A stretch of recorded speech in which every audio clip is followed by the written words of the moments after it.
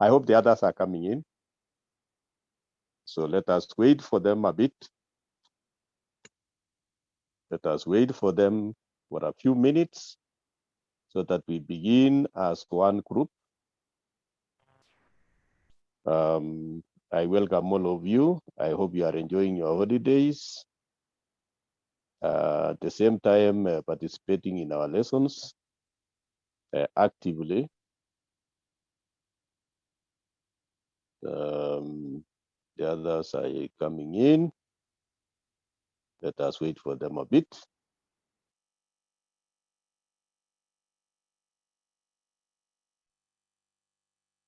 We now stand at 67. I can see the other 2, 3, 4 are coming.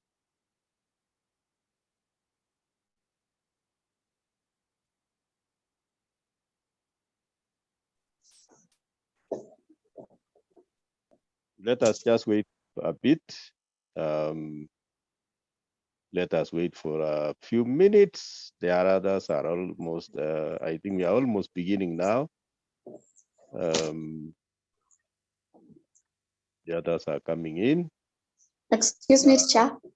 Kathleen, yes? Excuse me, sir. Yes. Are we live? Yes? Well, Can you say something? Are we live? Yes, you are very much alive. I'm saying. I don't mean that.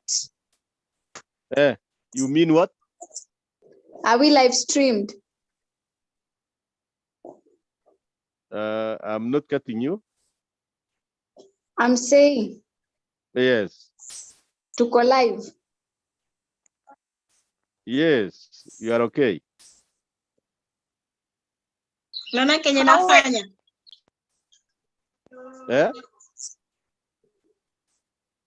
You want to be?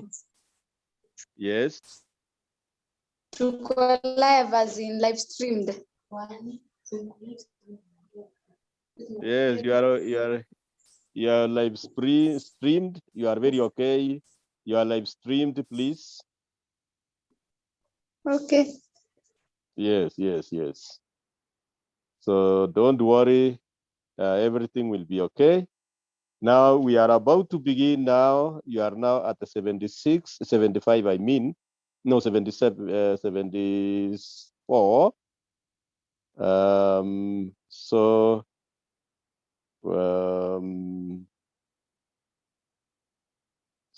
we are going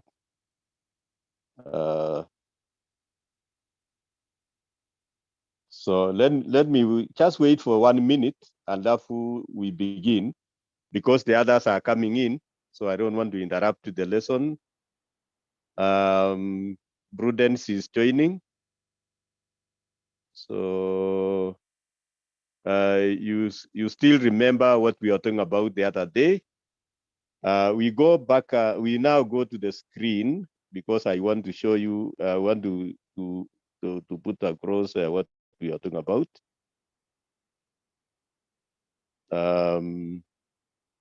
We go to the screen and then we put across what we are talking about.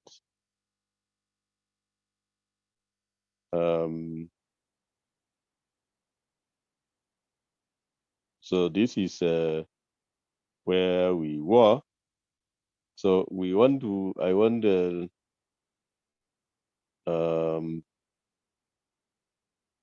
first of all, let me admit these 2 people who are coming in. We have 3 people waiting here. Now we go back to our screen. Are you seeing anything on the screen? Yes. Yes. Yes. Let me admit it. No. There is something on the screen, but let me admit these people first. I would like to admit some people here first, and then we proceed. We have these people here.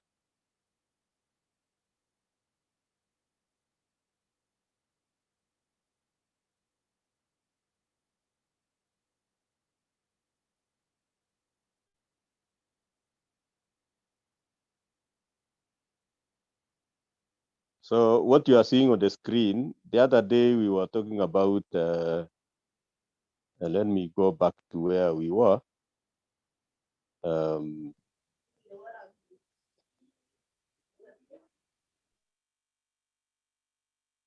to see what we are talking about.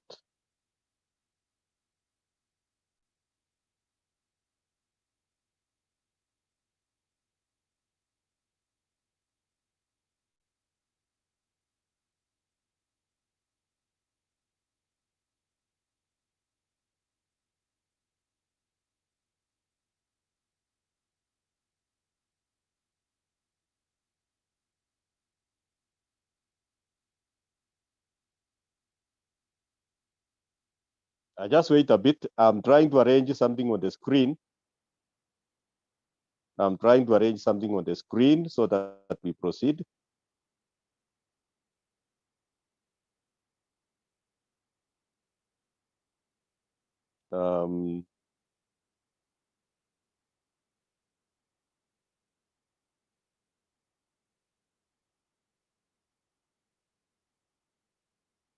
So we were talking about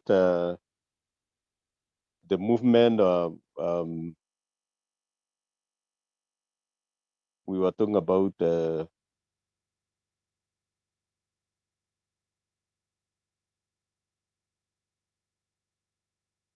you can be able to see. Are you able to see what is on the screen? Everybody is able to see that. Yes. Now, I want now to continue. So can you now put up your microphones and then we continue? You can see the second part there. We are talking about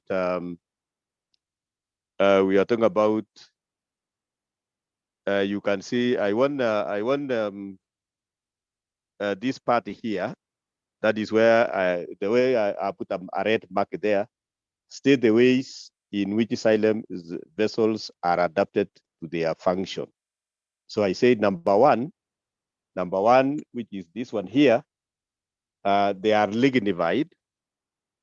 They are lignified or thickened. They have got thickened walls, which have been thickened. They are lignified. The walls are thickened with lignin, so as to prevent them from collapsing. That is the first point. Lignified or thickened with lignin, so as to prevent collapsing. That is the first adaptation. The second adaptation is this one here.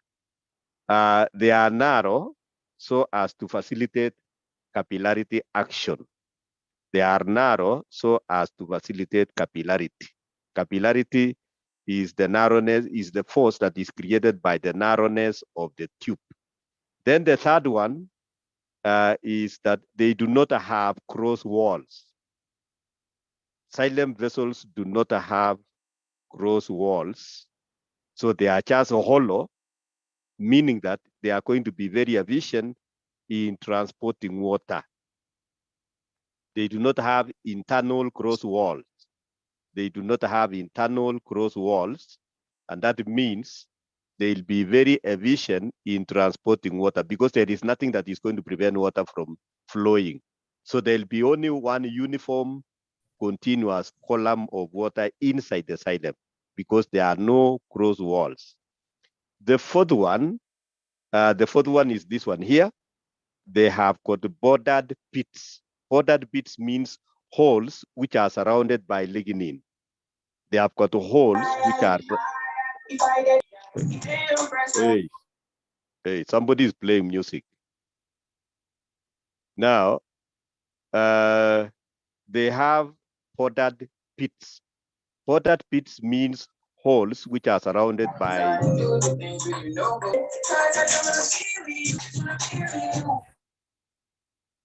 Some of you are not serious. They are playing music. You cannot play music when the lesson is going on.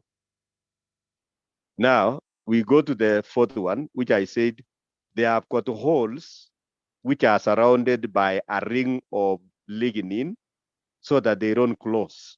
So those are the ones we refer to as powdered pits. And these holes, which are found on the walls of the xylem vessels, they are to allow lateral movement of water. When the water is being transported along the xylem, some water will be moving out through those holes to benefit the cells that are surrounding the xylem vessels. Now, then we go to the next one. We go to the next one.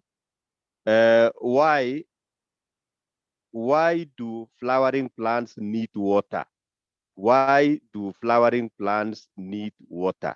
So the first point is that one. The first point is for photosynthesis. Flowering plants need water for photosynthesis. That is the first point. The second point, so I said number one, flowering plants need water for photosynthesis. Number two, it is used as transport medium. It is important as a transport medium. It is going to transport substances within the plant body.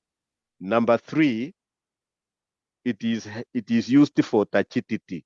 That is, keep cells touched, which is very important for support. Touchidity is very important for support. Number four, it is used as a solvent. A solvent is very important as a medium for chemical reaction. So when substances are dissolved, then they are able to react. So it is a solvent and hence is a medium for chemical reactions. The next one, it is used as a cooling effect. It is used to regulate body temperature in the body of a plant. So it is acting as a cooling effect. During transpiration, when water evaporates from the leaves, they cause a cooling effect. And the last one is that water is very important for germination, seed germination, germination of seeds. Germination of seeds. Now we move to the next step. Describe, yes.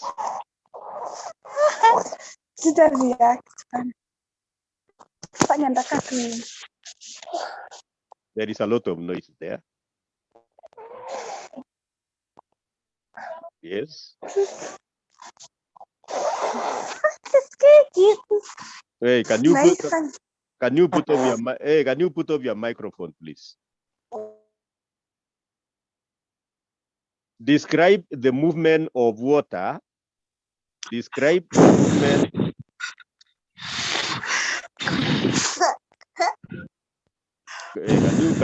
Can you put off your microphone?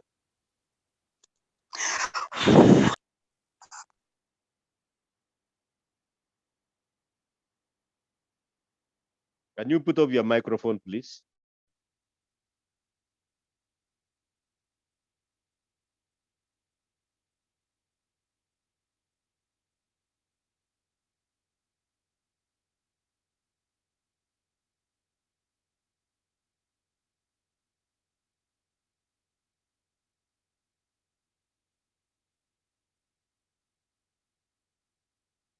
Most of you are making noise, please. I would like everybody to put off her microphone.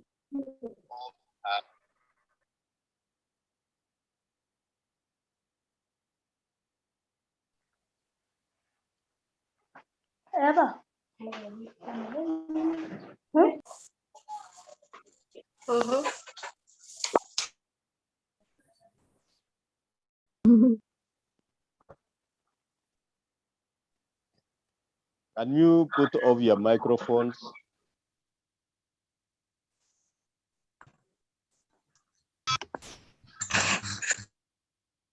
Hey, can everybody to put off the microphone, please, except me only. So people are making a lot of noise. There are people who are making noise. They play music. They also make noise and disrupt the lesson. So Michelle, Njeri, can you put off your microphones? Njeri, can you put off your microphone? Michelle, Fancy, Michelle, Fancy, put off your microphones. Put off your microphone. Michelle, Fancy, can you put off your microphones?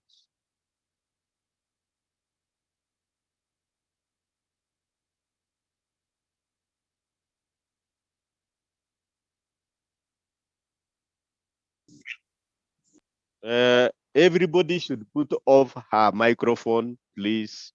Let us not put on the microphones. Let us not put on the microphones. Can you listen to the teacher? These people are making a lot of noise. So now we want to describe the movement of water. We are describing the movement of water from the soil to the leaves of a tall plant. That is from the soil up to the leaves of a tall plant. So I put my points in steps. So first of all, you have to know that water exists as a thin film around the soil particles. Water exists in the soil as a thin film around the soil particles. So how will plants remove this water?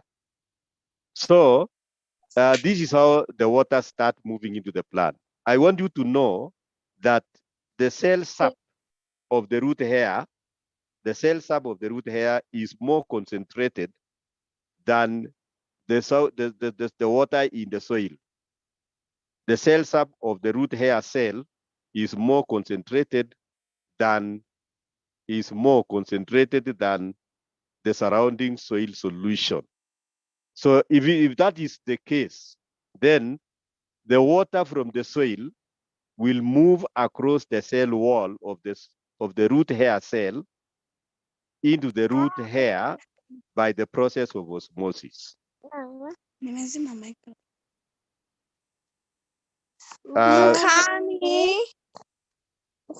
Hey, can you put off your microphones?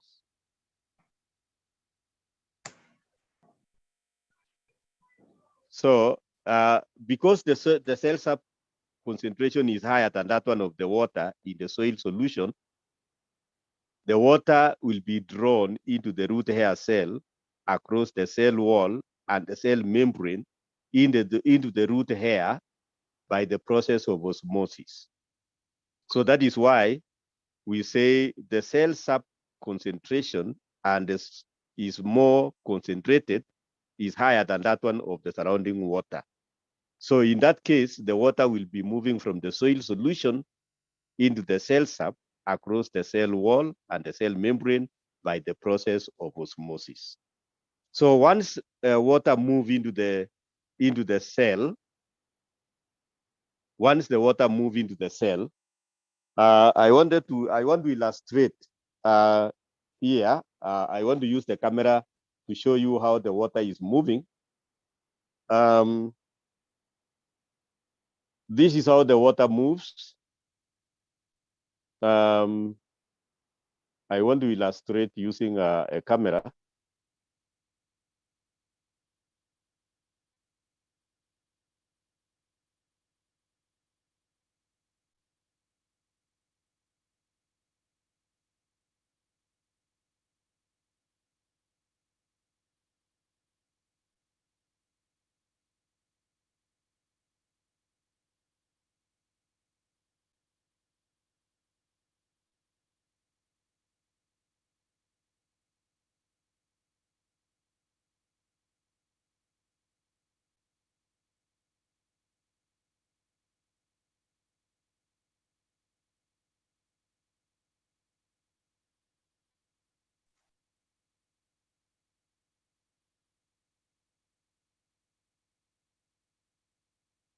Just hold on a bit.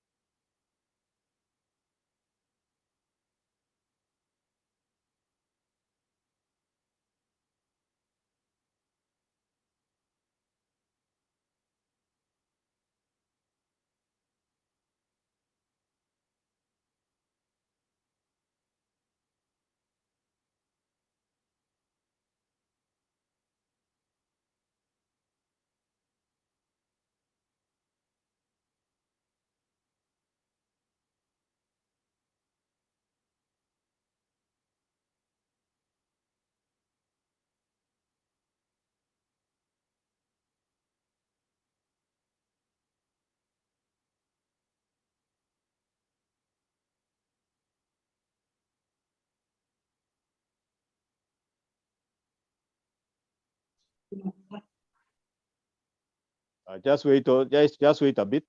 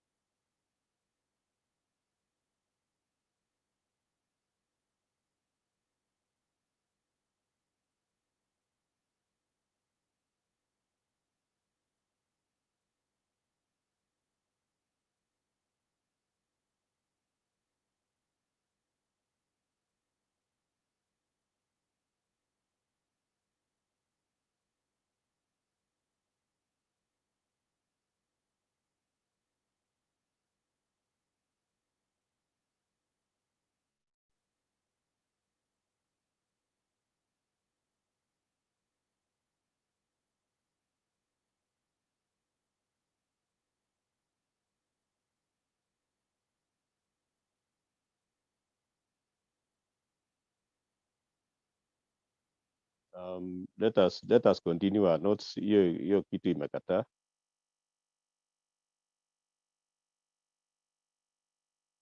Are you still with me? Yes. Yes. Are you seeing something on the screen? No. No. So we go back to the screen.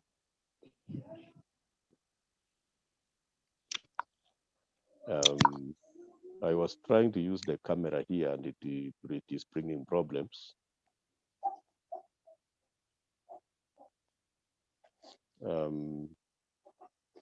Are you seeing anything on the screen? Yeah. Yes. What is it? Yes. What is it? A book. An exercise book. Can you see an exercise book? Yes, we can. So I wanted to illustrate. Yes. I want to illustrate how water moves across into the leaf, into the root. Is that okay? So here you can see the root hair cell here. I'm drawing a root hair cell here, and then this is the root hair cell, like that. Then here we have another cell. This part here is the epidermis. Is that okay? Epidermis. That is the epidermis. Can you see that? Then from here, that way, this is the cortex. This is the what? The cortex. Can you see that? So the cortex is made up of several cells. The cortex is made up of several cells. Then inside here, we have this part here. This part here is this is the endodermis. Endodermis. Then alongside the endodermis, there is a tissue which I said it is found next to the endodermis. Found next to the endodermis. Are we together? Yes. Are you seeing what is there? Yes. So you can see the root hair cell. Are you seeing the root hair cell? Yes. Then after the root hair cell, which cell is following? Cortex. That is a cortical cell. Is that okay? How many cortical cells? Yes. How many cortical cells are you seeing? 3. 3. What is following the cortical cells? Endodermis. Endodermis. Then what is there immediately after the endodermis? A tissue. Yes. Vascular bundle. Vascular bundle. No. Vascular bundles. No. It is not the vascular bundle. Vessels. Yeah? A tissue. Xylem vessels. What did I say the other day? Can you be able to see this one here? Casparian stream. Casparian strip. Is that okay? Yes. Yes. And then immediately after Casparian strip, what is supposed to be there? Yes. Immediately after Casparian strip, what is supposed to be there? Vascular This one. bundle. No. Peri what? Pericycle. Pericycle. Pericycle. Is that okay? Yes. Then Yeah. after the pericycle, we have what? We have what? Endodermis. After the pericycle? Apana. Vascular tissue. Apana. Can you see what I've written down there? Xylem. Yes. What is it? Xylem. Xylem. You can see it is xylem. Is that okay? Yes. Now, then surrounding the root hair cell, what do you have? Phloem. Surrounding the root hair. Hey, can you listen fast? You are supposed to be looking at what I'm drawing on what I've drawn on the paper. What is this? Soil particles. Soil? Particle. Soil particle. Is that okay? Yes. So surrounding the root hair cell, we have the soil particles. Is that okay? Yes. Yes.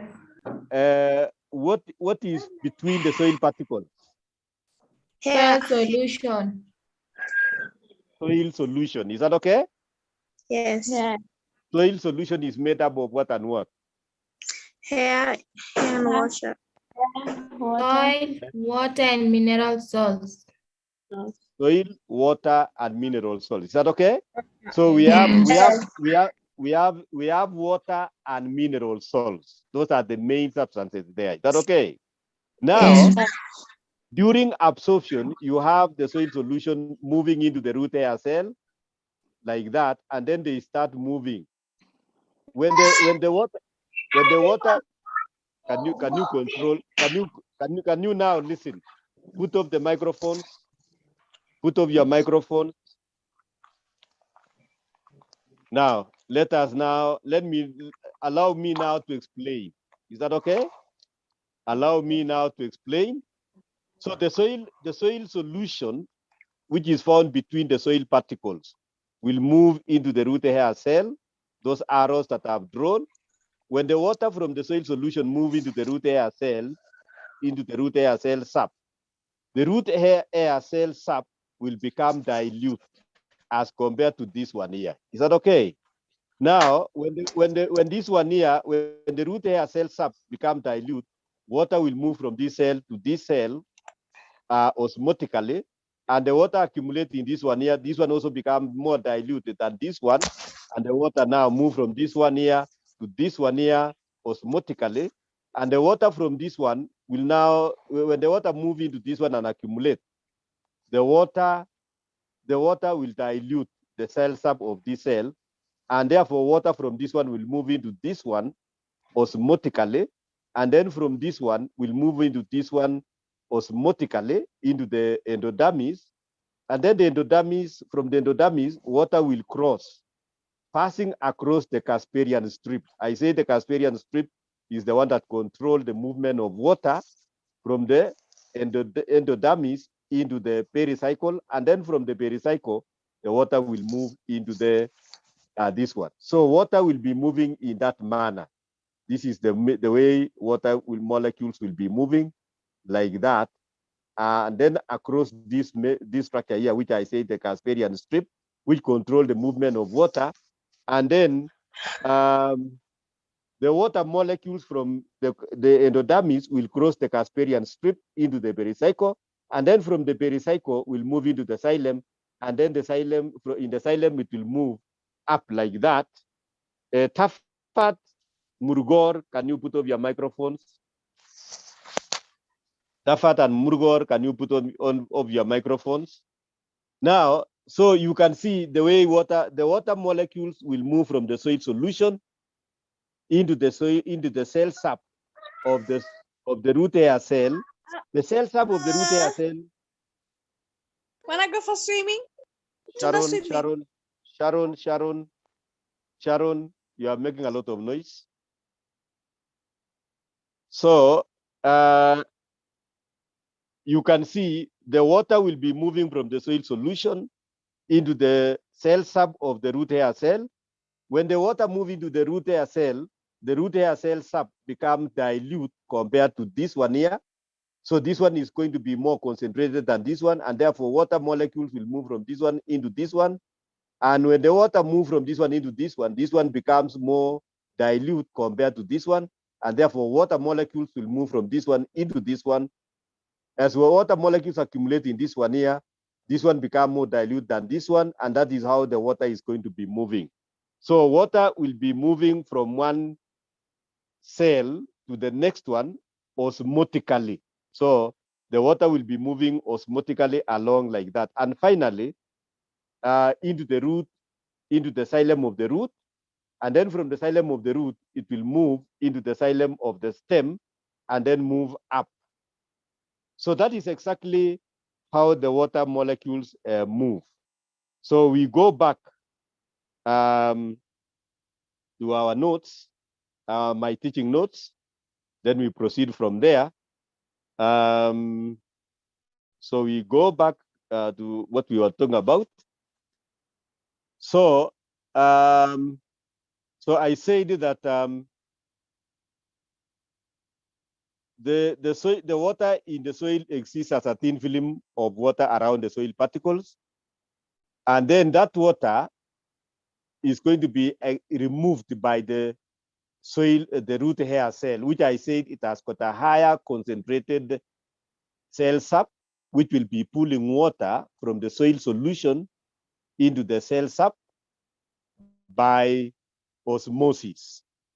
Now, water drawn into the root hair cell will dilute the cell sap, making it less concentrated than that one of the adjacent cortical cell. Due to the osmotic pressure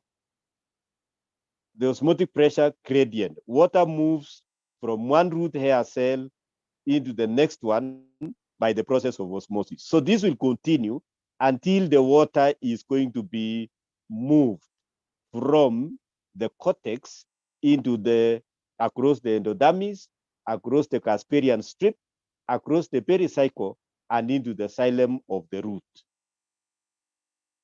Is that clear to everybody? Is that clear to everybody? Only one person to respond. So now once the water is in the xylem of the root, it will move into the xylem of the stem. So once the water is in the xylem of the stem, it will start moving up the stem by narrowness of the xylem vessels. We remember I said the xylem vessels are very narrow, so as to increase the capillarity action. Then there is also root pressure, which is pushing from the root because of the osmotic pressure. Then there is that attraction of the molecules of water by the walls of the xylem, which is called cohesion. Then there is also attraction of the water molecules. No, there is that attraction of the water molecules to the other water molecules, which you call cohesion. And then there is the attraction of water molecules to the walls of the xylem, which we call adhesion. These are the forces that will help to make water move up the stem. I come back again. The forces that will facilitate movement of water up the stem are capillarity action, which is due to the narrowness of the xylem vessels. There is also the root pressure. There is also cohesion, that is attraction of the water molecules to each other. Then there is also adhesion, attraction of the water molecules to the walls of the xylem vessels. All these are forces that will make water to move up the stem. Now, water moves in the xylem vessels in a continuous chain, in a continuous or in an interrupted column. In other words, water move in a continuous flow. Water move up the xylem in continuous flow without breaking because of the cohesion forces. So the water molecules attract on one another and they move as one continuous flow. Once the water is in the leaves, and you see they reach the leaves through the midrib. You know the midrib of a leaf. In Form 1, you drew a leaf and you indicated the midrib.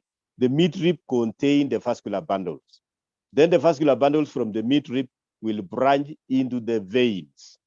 So the water in the leaves will move from the veins into the mesophyll cells. So they'll be found, this water will be found on the surfaces of the mesophyll cells. Then from the surfaces of the mesophyll cells, that water will change into vapor. So we say the water on the surfaces of the mesophyll cells will vaporize, will change into vapor. And then after changing into vapor, it will join the intercellular air spaces. That is, it will go into the air which is found between the mesophyll cells. Remember, the mesophyll cells have got large intercellular air spaces. So the air which is around the mesophyll cells, that vapor will go into that. And then from there, that vapor will diffuse out of the leaf onto the outside part of the leaf through the stomata. And that process is called transpiration. So remember I said water move from the soil. Water move from the soil into the root hair cell, pass through the cortical cells, can you put off your microphone? I said water move from the soil solution into the root hair cell. Can you listen? Can you listen, please? The water move, I said water move from the soil solution into the root hair cell, move from the root hair cell through the cortical cells, pass through the endodermis, pass through the Casparian strip, pass through the pericycle into the xylem of the root.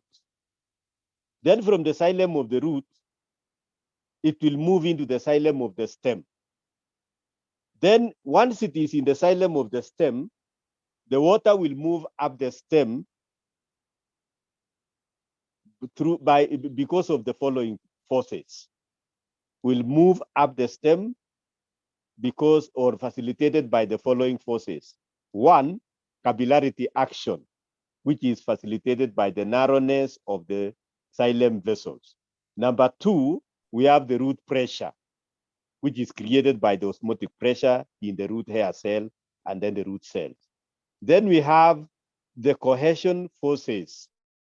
This is forces which are attracting water molecules to other water molecules so that the water becomes one, joined as one. Water molecules are attracted to each other by forces of cohesion.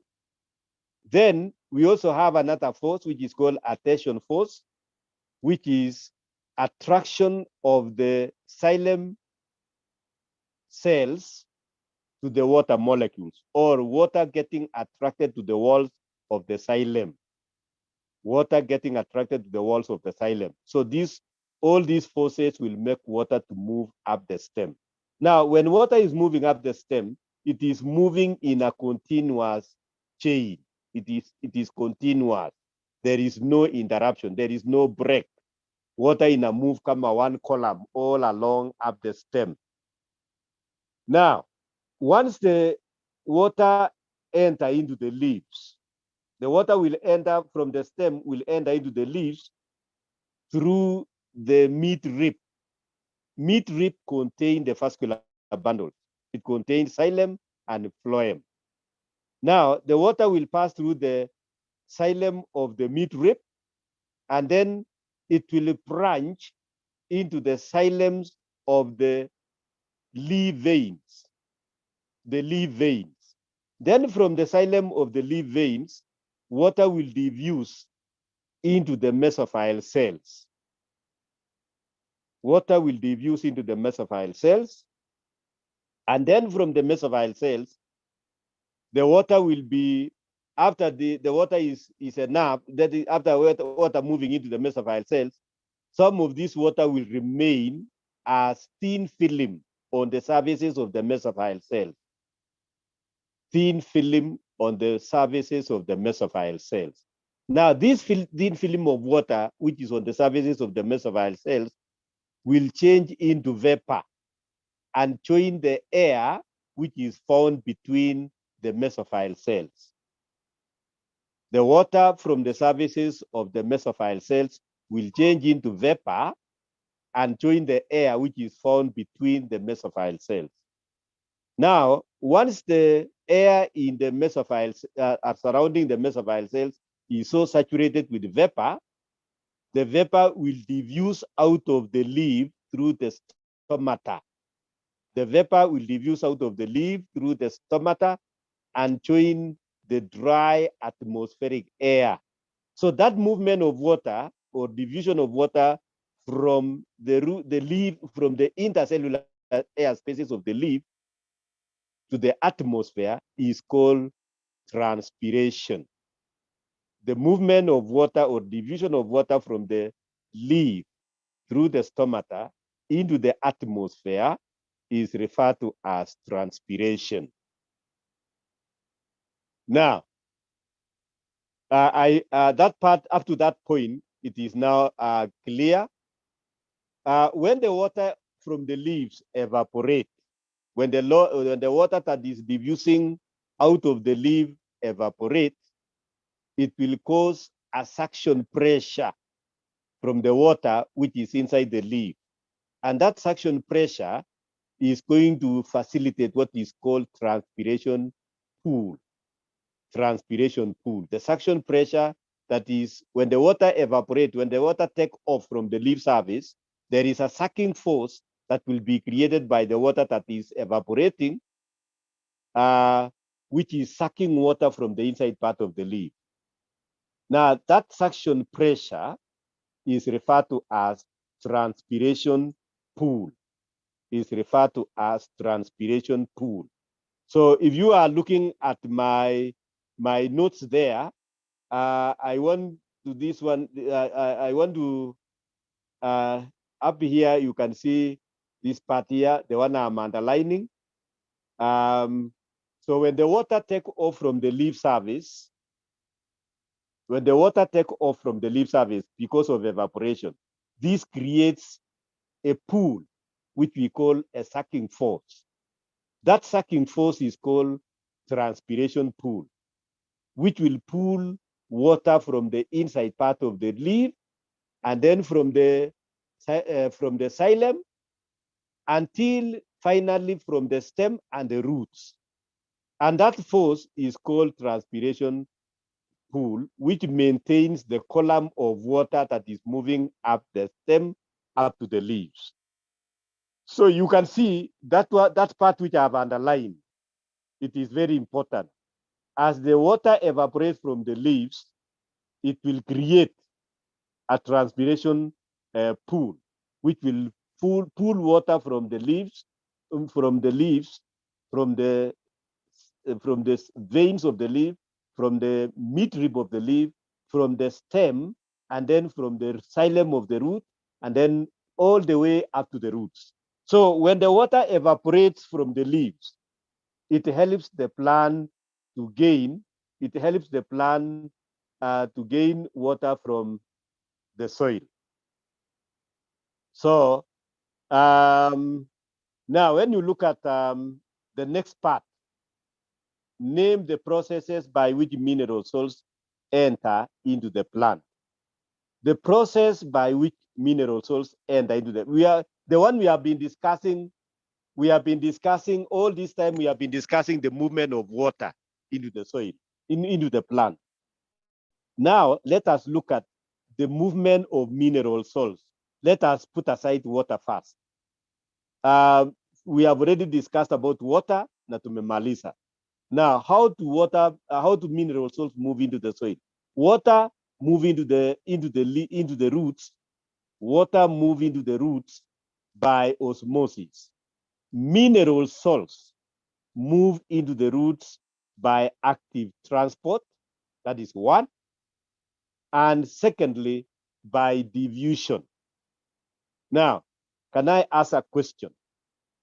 when do we say mineral sources are actively taken up by the plants?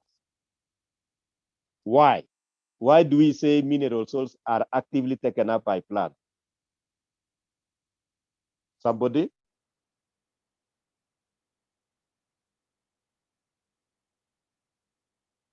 Can somebody answer that question?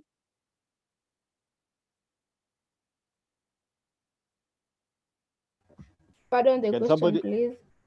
I'm saying, I said water is taken up by plants by the process of osmosis.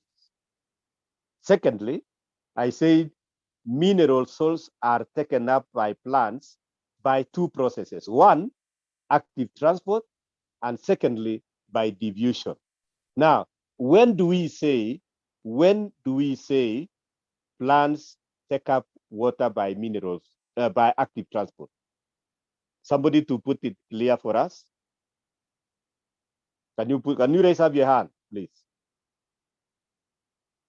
Somebody, can you raise up your hand?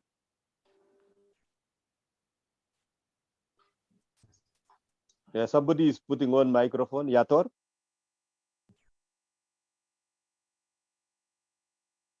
Can somebody put up a hand and then explain to us? Lorna?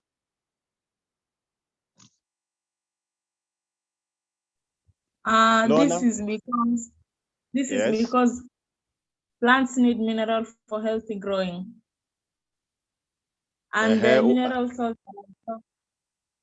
Why are mineral salts being taken up actively? Because the mineral salts are absorbed through the roots by active transport. No, you have not answered the question. Orwa?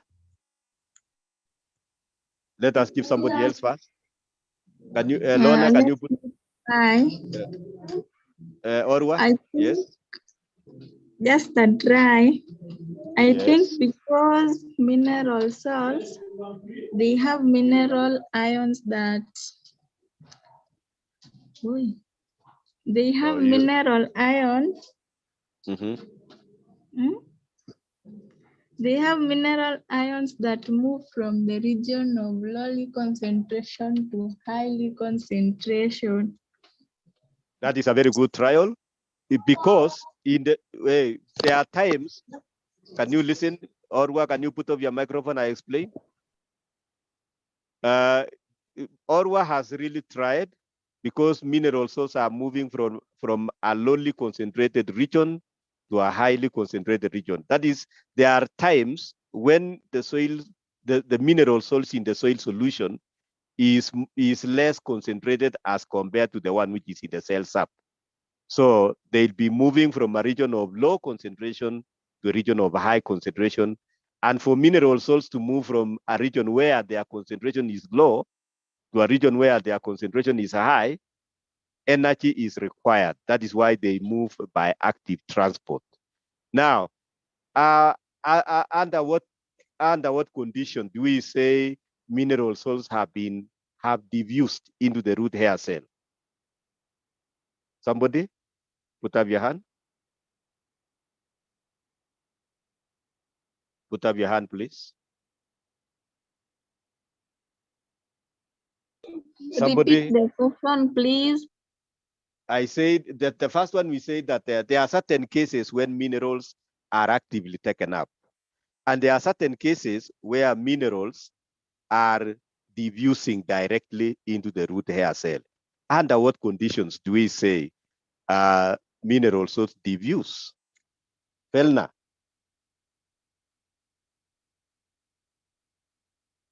Felna? Yes.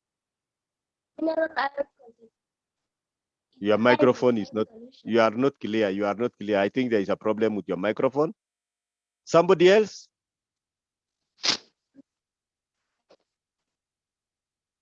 Somebody else, please.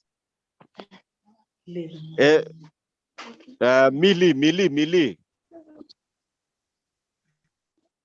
Velna, put up your microphone. when there is higher concentration of mineral salts in soil than in roots as well. Very good. When the concentration of minerals in the soil solution is higher than that in the cell sap. Tatiana, can you put off your microphone? Tatiana, can you put off your microphone?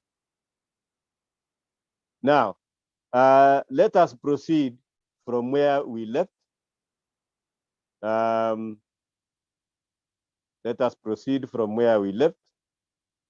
Now, let us now try to explain the forces that make water and mineral salts move through a plant. Mineral salts are taken up. Our lesson is going to end in a few minutes. Let us explain the forces that make water and mineral salts move through the plant. We continue. I put my points in point form. Mineral salts are taken up due to diffusion because of the concentration gradient between the mineral ions in the sap of the root hair cell and those ones in the soil solution. So that is why, that is when the concentration of the minerals in the soil solution is higher than that one in the cell sap. That is when mineral salts are diffused. Active transport involves energy in form of ATP due to respiration, which forces mineral salts to move into the root hair cell against the concentration gradient. Water molecules move by the process of osmosis through the semi-permeable root hairs and between the cells of the stem and those ones of the root.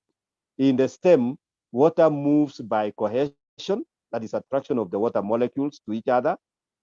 It also moves by adhesion, attraction of water molecules to the walls of the xylem, which is, we refer to it as capillarity action. And this is caused by the narrowness of the xylem vessels. Remember, we say the xylem vessels are very narrow.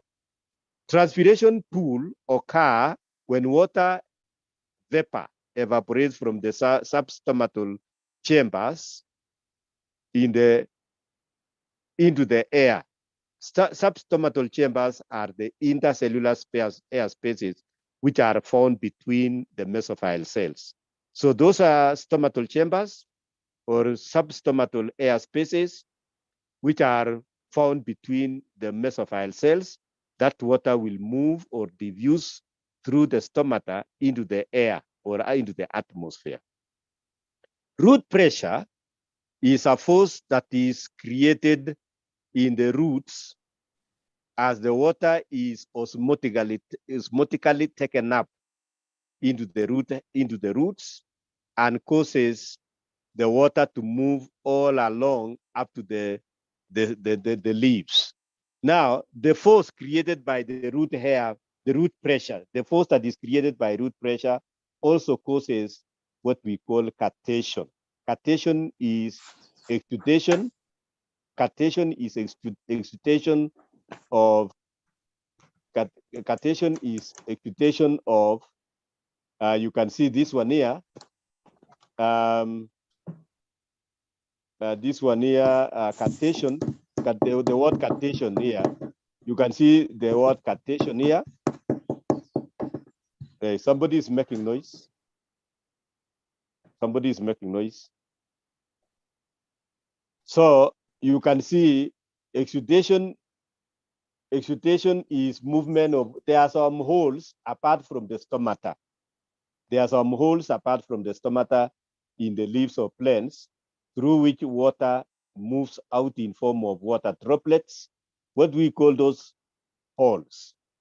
Apart from the stomata, through which water passes out into the atmosphere in form of water droplets. Somebody?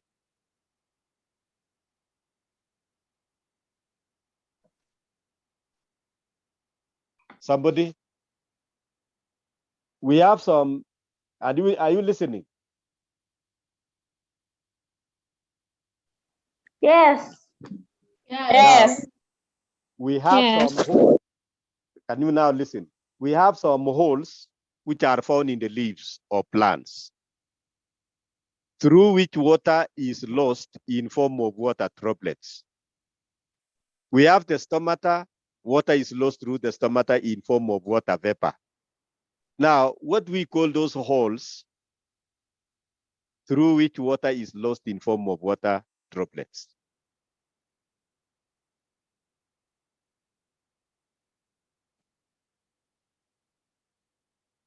Yes?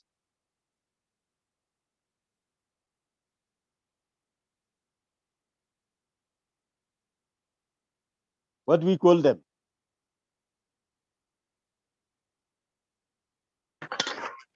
Pardon the question. I said in the leaves of plants,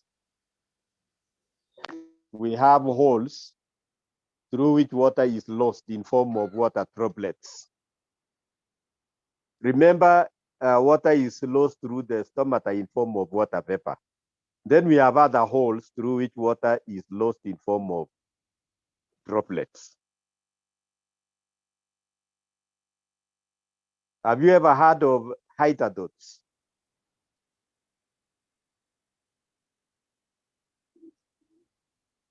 Now, it appears nobody is aware about that.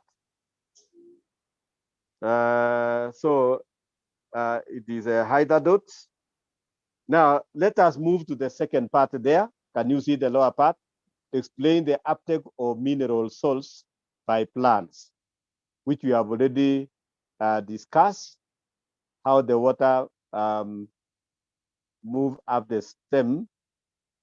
There are some people who are coming in and it is already late. It is already late. Joy, you are late. Now, up to where we have reached, because I don't want to start a new thing because our lesson is almost ending. I'm going to ask questions. If there is anybody who has got a question. Who is talking? You put up your hand before you talk so that we don't make noise.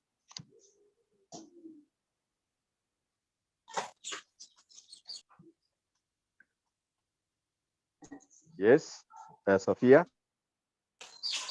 What are hydrodots? I say the hydrodots are very small holes which are found on the leaves of plants, through which water is lost into the atmosphere or to the outside part of the plant in form of droplets. The water is coming out in form of the what I said. These are very small holes. These are very small holes which are found on the leaves of plants. These are very small holes which are found on the leaves of plants, through which water is lost in form of droplets, in form of water droplets, in form of water droplets. Orwa, what are you asking?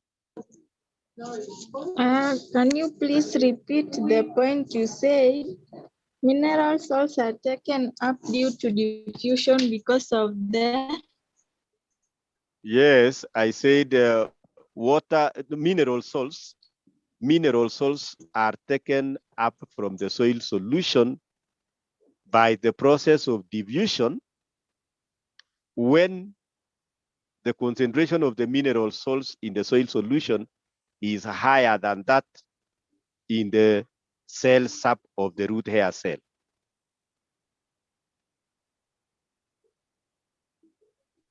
Jadida?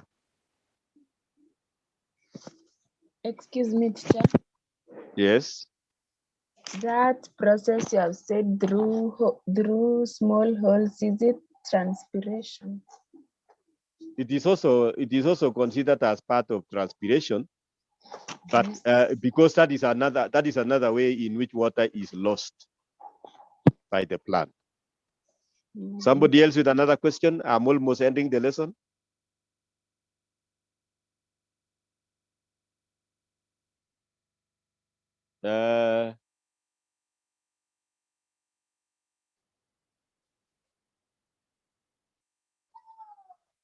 Kemei? Mr. Kemei? Mr. Kemei? Mr. Kemei? I've just seen Mr. Kemei entering. Mr. Kemei?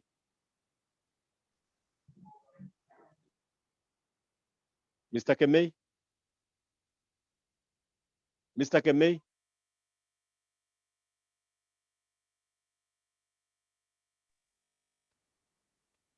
Mr. Kemei?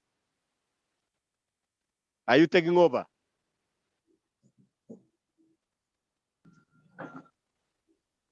Hello, Mr. Kemei? Mr. Kemei? I've just seen Mr. Kemei coming in. Yeah. Where is he? Mr. Kemei? Mr. Kemei?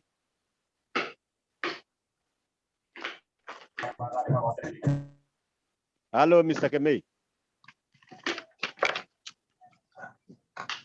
It's already chemistry.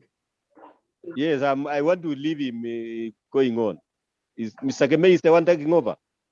Yeah. Where is he? He's supposed to Yes. claim Mr. Kemei? Yes, sir. Yes, can you take over?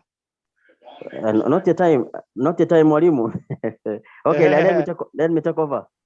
You take over because I want to admit agriculture. Okay. Yeah. So kindly make me the host to find at first. Yeah. Yeah. Let Okay. me do it. Mm.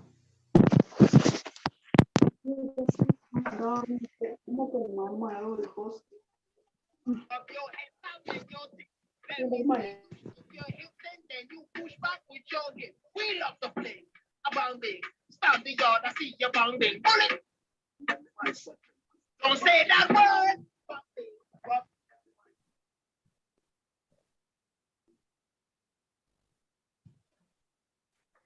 Sema najiona keki, lakini sijioni keki, najiona keki mbili na ice cream.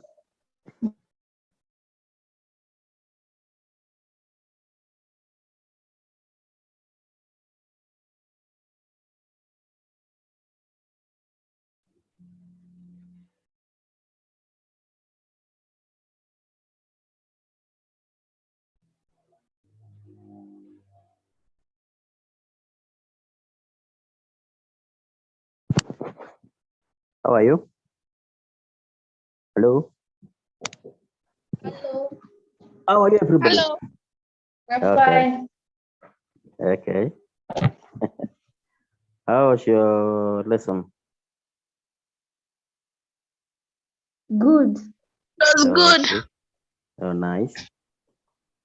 So, can we start ours or we relax a bit? We relax a bit or we start ours? We relax. We relax. Relax. We relax a bit. Okay. We relax. Okay. You want to relax a bit? Just relax a Yes, bit. we relax a bit. Okay. There's no problem. I thought your lesson should end at 12. So that you can go for Yes. Yes. The teacher extended. The teacher extended. Extended. So whose fault is that? Whose fault? His. Teacher. His. Not ours. The teacher's fault. Are you sure? Yes. Yes. Yes. Okay. And my friends, you have one mistake. Eh? You have one mistake. Why have you not submitted your assignment? You guys, you did not submit your assignment. We will. You don't have your number. And you don't have my number. Natalie. Submitted. You don't have phones. What are you using? What are you using now? Laptops. Laptops. Oh. Okay, fine. There's no problem with that. But even if it's laptop, you can submit your assignment. It is limited. Tatu ya kibahati. Sure, we don't have your number. Submit your number. Okay.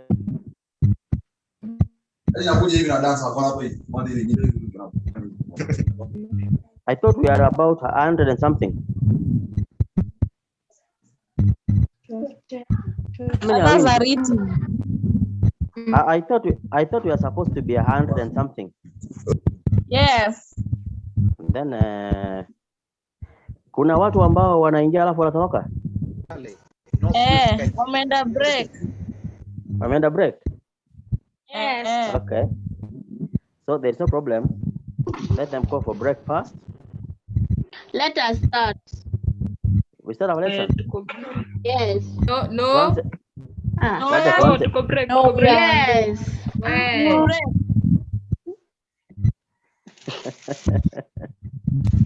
Okay. Esther, you're in the 2019. What is wrong with your laptop or something? It's out of noise. Let me. Okay. Okay, fine. My friends, let us be ready for our lesson. And let us follow the rules. Almost here. Almost here. How are you? So let us follow the rules. We put on our videos.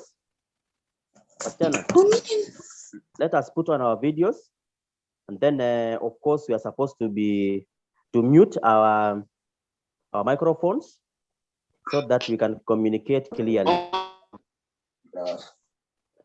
Excuse me, Cha. Yes. Are we live streamed?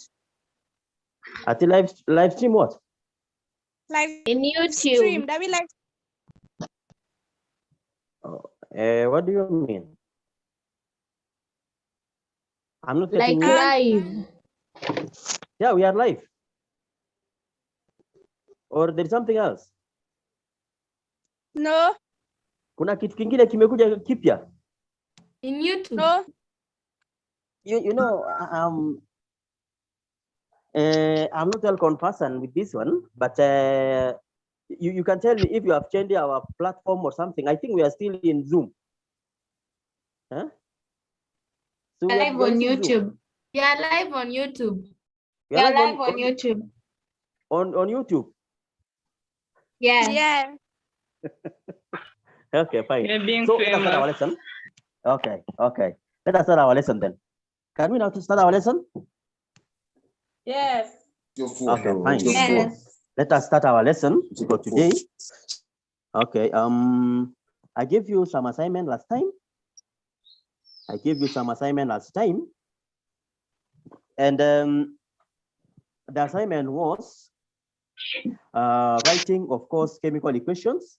Jeril, can you mute your microphone? So we wrote some chemical equations, and then we tried to balance them. Those equations. Most of us had a lot of challenge, but I think as we continue, we will be writing several chemical equations, and we are going to also balance those chemical equations as well as we put our state inputs. And I hope today we will start our new topic on chemical families, if time will allow. Okay, fine. So I gave you an assignment, and I told you to write some chemical equations, specifically reaction between calcium and nitric 5 acid. And for that case, I want somebody. Okay, all of us are in. let us put our videos on, please. Our videos should be on. Videos should be on, please. Yes, Millie. Videos should be on. Sandra. Let us make our videos on, please. Okay, okay, fine. Our video should be on, please. Hello? Am I communicating? Girls, Yes. am I communicating? Yes. Yes. Our video should be on, please. Okay, good. Good. Now, the first question was a reaction between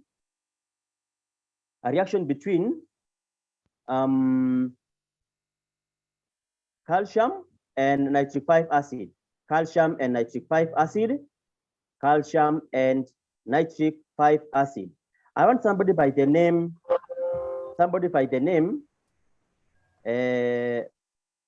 Chedida Chemeno. Chedida Chemeno. Yes. Good. Can you tell us the products of that type of reaction? Calcium. What are the products? Calcium and nitric 5. Chemeno. Nitric 5 acid. Ati calcium and what? I'm saying calcium plus nitric 5 acid. What are the products? Yes, Brandy. Yes. Calcium nitrate. Yes, calcium Nitrate. Very good. Hiya, Brandy. I've shared my screen there. Can you write for us a chemical formula of calcium nitrate? Yes, Brandy. Yes, Anita.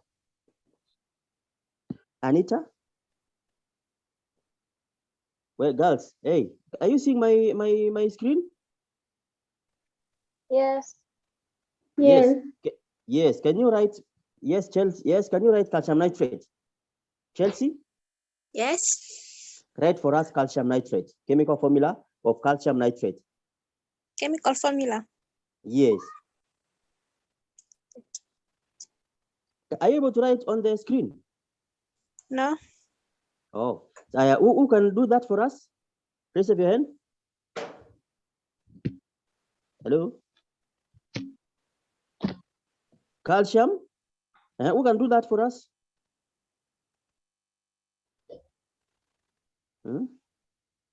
Okay, very nice. So, if I may, so it is. Can you see what I'm writing here? Hello. Yes. If I'm not clear, say I'm not clear. Am I clear? Yes, you're clear. Yes. Good. So we have here. Let me just write for you. We have now. Oh, what is wrong with this one? Oh. So it is. What is wrong? So here we have calcium nitrate. Now, my friends, what is the valence of calcium? What is the valence of calcium? 2. 2. Very good. What's the valence of nitrate? 1. 1. So because good. So because this is a radical, we need to put a bracket. Because it is a radical, we need to put here a bracket. And then we put here 2. Because after interchanging the valences, you will come up with that. Let me just write it clear on the screen here on my book so that you can see it clear. Good. So let me just remind you. So here we have here calcium metal. I hope you can see what I'm writing. Hello, Mulgor. Yes. Can you see what I'm writing? Yes. Good. So we have good. Yes. So we have calcium plus plus nitric 5 acid. So the reaction is between a metal and an acid. A metal and an acid. What are the products? The products will be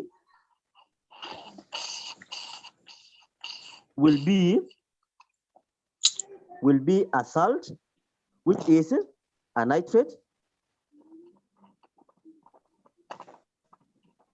plus hydrogen gas. Now, so this is the valence of calcium is 2, the valence of nitrate is 1. So we interchange the valences. And because nitrate is a radical, we put a bracket.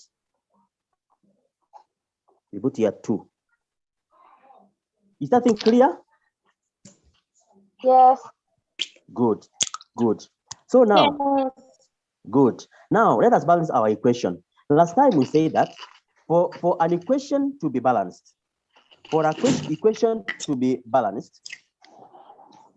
we must make sure that the elements on the reactant side are the same as the elements on the product side. Now, how many calcium do we have on the reactant side? 1. 1. Good. How about on the product side? 1. 1. Nice. Very good.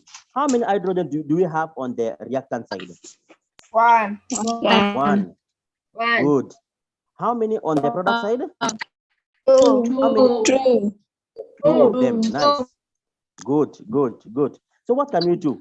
We want to make this hydrogen to be 2. So we put here 2 as the coefficient. Now for this case, hydrogen is 2. Now let us move on. How many nitrogen do we have on the reactant side? 2. How many are they? 2. Yeah? 2. Good. We have 2. Very good. How many do we have on the product side? 2. 2. Because we say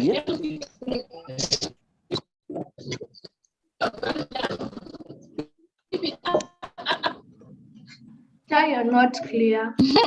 I'm very clear. You are making noise. Good. Now, this nitrogen here is 1, but we have here 2. So we say 2 times 1. So they become 2.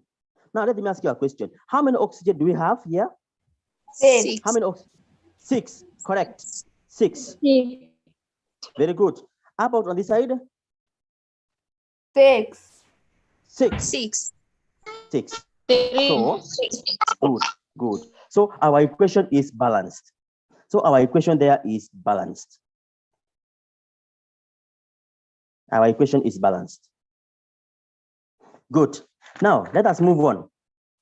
Our next equation is ammonium hydroxide and sulfuric 6 acid. Ammonium hydroxide and sulfuric 6 acid. It is ammonium hydroxide and sulfuric 6 acid. Now, hello? Good. Now, good. Now, I want somebody to tell me what, so we have here ammonium hydroxide. Now, yes. Now, Michelle. Yes. What is the chemical formula of ammonium hydroxide? Capital N. Good. Capital H. Good. Then 4 there down. Good. As a subscript. Capital O. Good. Then H. Good. Then capital H. Yes. Correct. Now my question is, my friend, Yes. what is the valence of ammonium? 1. 1. 1. Correct. What is the valence of hydroxide? 1. 1. Good. Aya. 1. Good. Aya. Plus. Let us follow. Let us continue, Michelle. Plus sulfuric acid. What is the chemical formula of sulfuric acid? Capital H. Capital H, correct. Then 2. Then 2. Capital S. Correct. Capital O. Good. Then 4. Then 4. Correct. Very good. So that is the chemical equation. That is the chemical formulas of the reactants. So here we have.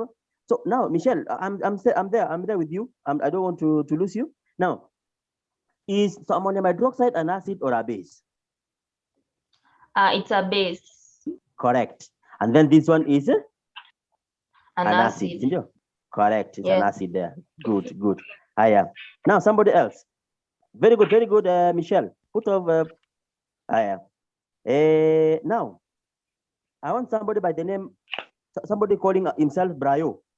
Yes, Brayo. Brian. Somebody calling himself Brayo. Who is that? Not even in. I'll remove you if you're not in class. If you're not in class, I'll remove you. Let me clear. I just call you. If you're not in class, I'll remove you. Okay.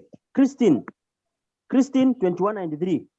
Christine 2193. Christine.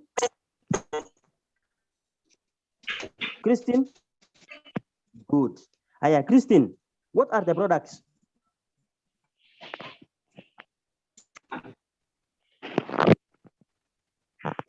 Good. Yes, Christine. Ammonium hydroxide plus sulfur. Ammonium? Ammonium? Ammonium sulfate. Okay, fine. Yes, somebody by the name Mutai. Mutai? Yes, Mutai. Trial. Good. Ammonium sulfate plus water. Very correct. Ammonium sulfate plus water. Very good. Now, Mutai. Yes. What are the chemical formula of ammonium sulfate? Capital N. Good. Capital H. And then a 4 there. And then capital S. Then O, capital O. And then 3. Very good.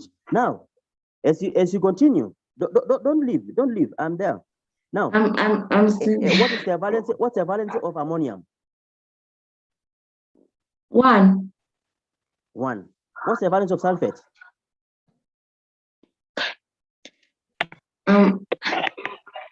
My question is, wait. Mutai, is this correct? No, it is not correct here. Here should be 4.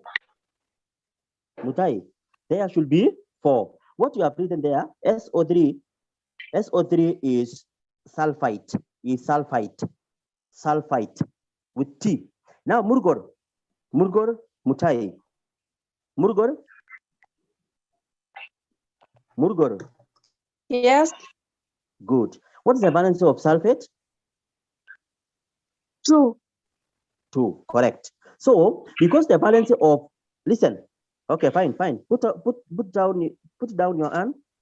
Now, because the valence of ammonium is 1 and the valence of sulfate is 2, and all of them are radicals, so we need to put here a bracket because it's a radical to show that they are a group of atoms which are reacting as a unit and they share the same net charge. So here we put here 2.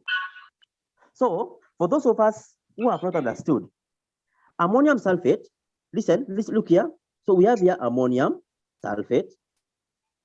So the valence of here is 2. The valence of ammonium is 1. So here is 2, here is 1, here is 2. So we interchange. If we interchange like that, so these 2 will come down here. So it will be ammonium 2, like that, plus, no, sulfate, like that. So it is like that. That is why it looks like this one. Don't worry about my writing because I'm really holding a phone. So don't worry. I know it is very much clear. Pardon. And remember, listen. Remember,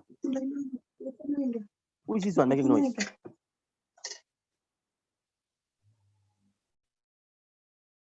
Remember, don't allow or don't make your letters to come into contact. Your letters will be separate. Your letters are supposed to be separate. And if you are required to write a capital letter, ensure it is a capital letter. Don't write a small letter. Don't write a big small letter and you say it's a small letter. It's a capital letter. That is wrong. Now, let us balance this equation. It's the last one. Let us balance it. That is the last one. And then you continue balancing the others. Now, for this case, we have here ammonium is 1. Hydroxide is 1. Hydrogen here is 2. Sulfate is 1. Ammonium here is 2. Sulfate is 1. Hydrogen here is 2. And then hydrogen here is 2 here. Oxygen is 1. Now, let us move on. How many nitrogen, question, how many nitrogen do we have on the reactant side? 1. 1. Correct. Aya. Let's move on. How many hydrogen do we have? How many hydrogens do we have here on the reactant side? How many hydrogens? 7. 1. 7. We can't see the screen. 7. 7. I can't see the screen. 7. 7. 7.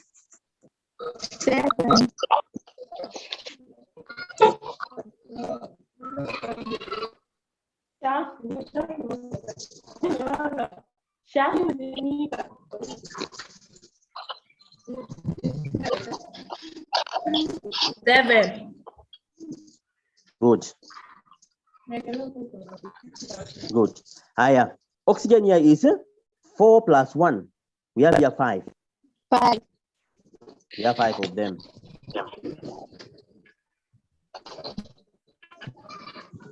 Yeah.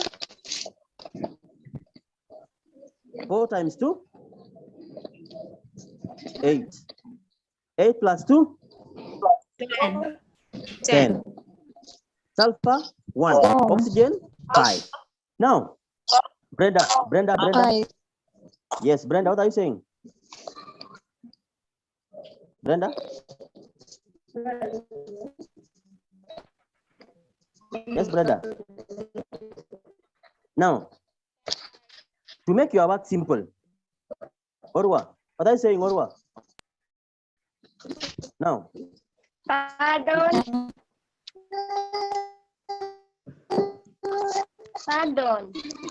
Okay.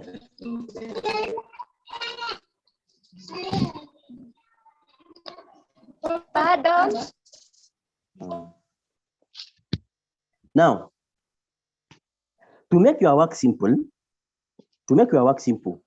you handle the radicals as one element. Just handle the radicals as one element. Handle the radicals as one element. You handle it. I'm saying you handle the radicals as one element. For example, ammonium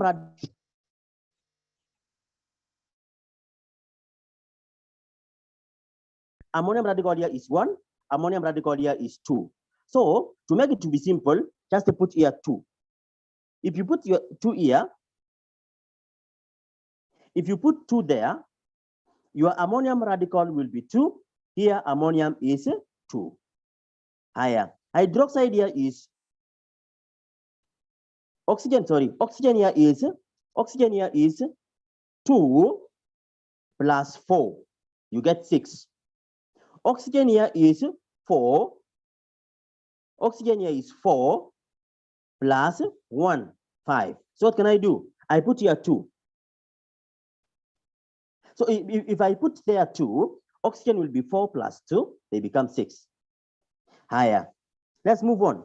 Hydrogen here is 8 plus 2, 10 plus 2, 12. Hydrogen here is 8 plus 4, 12. So your equation is balanced. So your equation there is balanced. Good.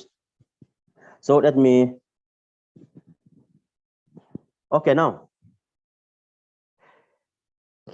excuse me.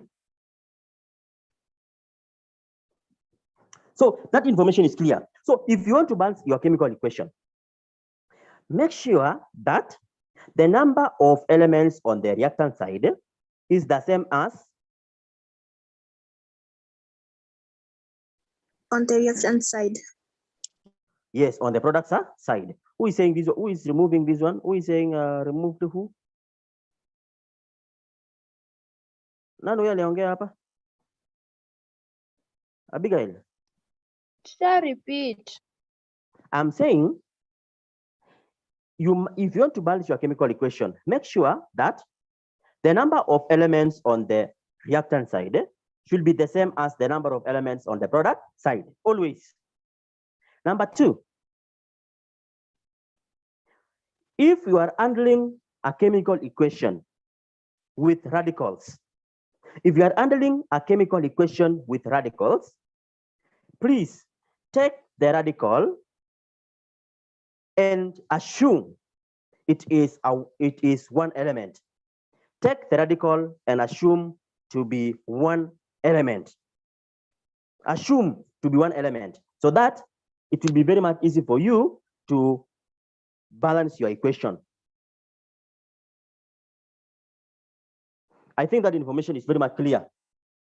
Now, we have other equations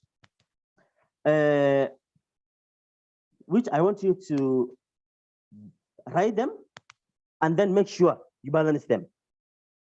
Make sure you balance them.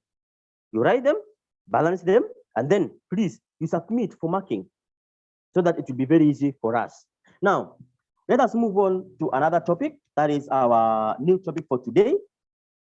That is new topic for today. And that topic is called chemical families, patterns in properties. So the topic is called chemical families, families, patterns in properties. Now, Are we writing? No, don't write. I'll send you some. I will try to send you some notes. Sawa? Yes. But please. Yeah. Okay. But I want you to you make some short notes. Sawa? Yes. Yes, make some short notes. Now, we've defined an atom. Now, somebody by the name Faith. Faith, can you define for us what's an atom?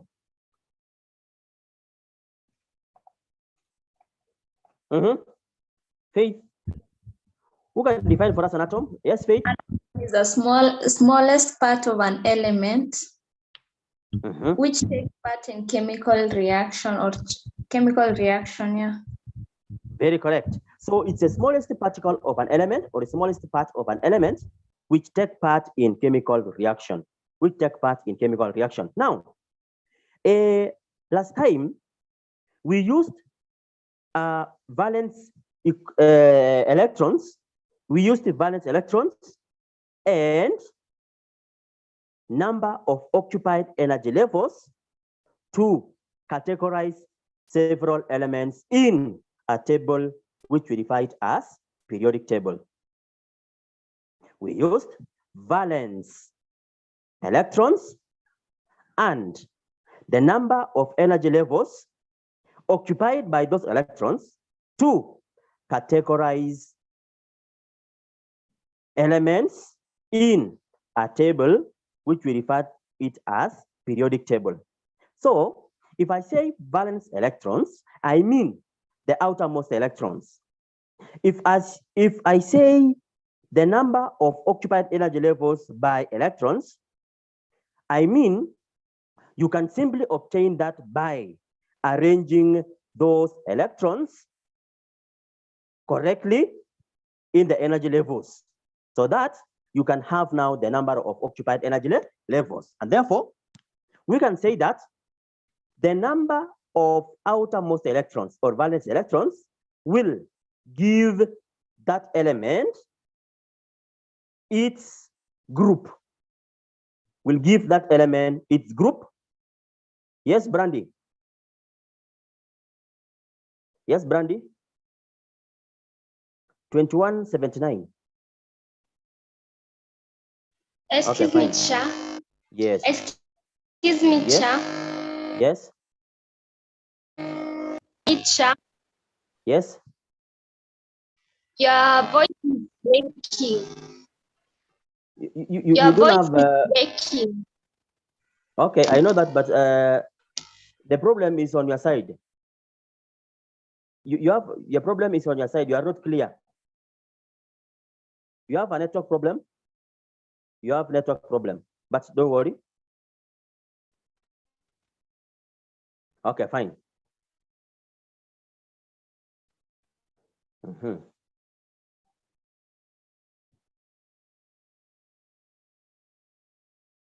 Okay, fine.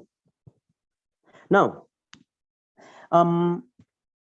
as I've said, we used valence electrons and the number of occupied energy levels to put those elements in their respective groups and respective periods. Now, if I may show you this one. Okay. We have here magnesium. We have there magnesium. That is magnesium. I have question number 1. What is the atomic number of magnesium? Yes? What is the atomic number of magnesium? Hello? 12. 12. 12. Good. Now, what is the electron arrangement of magnesium? Yes, somebody by the name Anne. 2290. 2290. Electron arrangement of magnesium?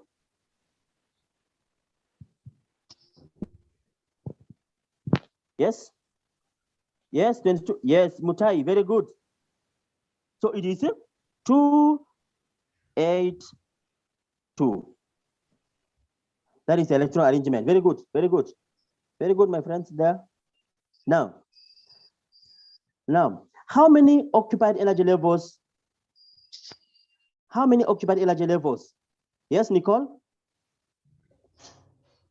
How many occupied energy levels of magnesium do magnesium have? Yes? How many occupied energy levels? 3. 3 occupied energy levels. So very good, very good. So we have here 1, 2, 3. Good. So the number of occupied energy levels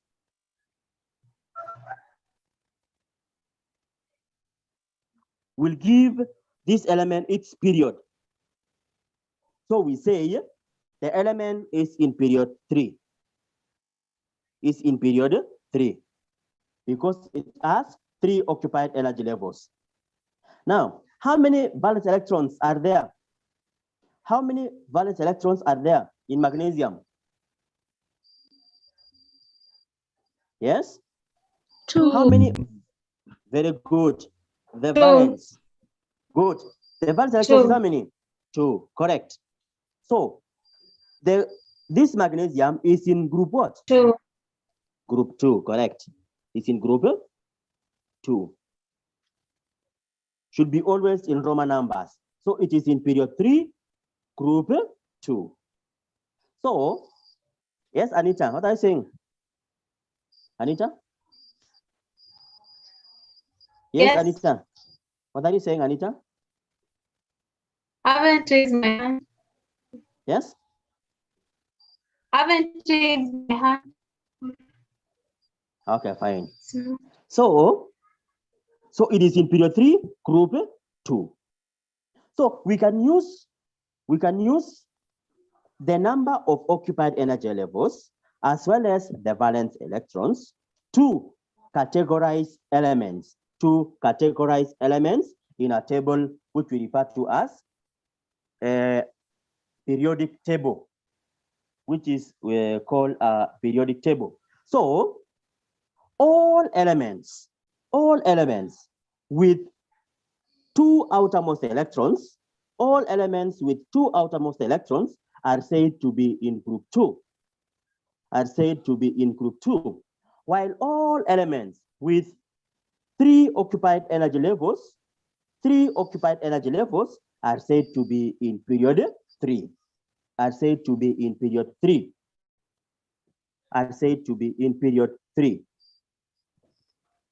Good. So now we can further categorize elements. Based on their similarity in chemical properties.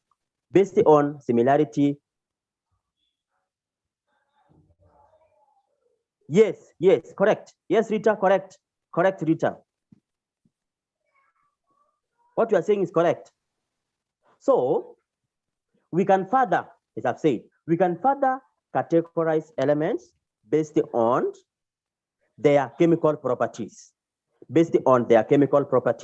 So elements with similar chemical properties are said to be in the same chemical family.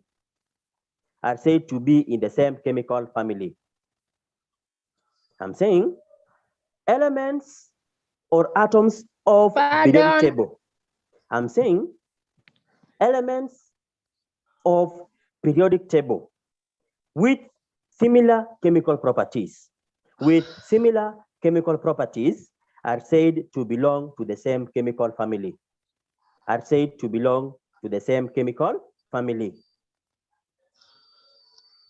So we can only, or we have 5 chemical families.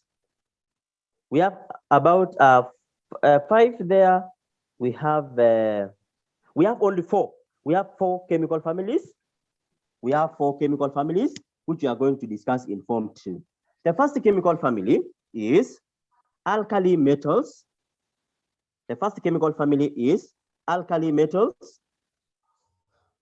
So we have alkali metals. We have alkaline earth metals.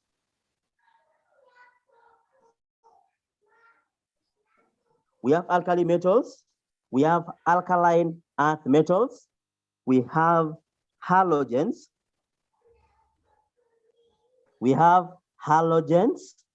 And then finally, we have noble gases. So those are the chemical families which we are going to discuss in Form 2. We have alkali metals, we have alkaline earth metals, and then we have halogens. Then finally, we have noble gases. So elements belonging to this chemical family have similar chemical properties. Belong to this chemical family, they have also similar chemical properties. Halogens have the same, noble gases have the same. So elements with similar chemical properties belong to the same chemical family.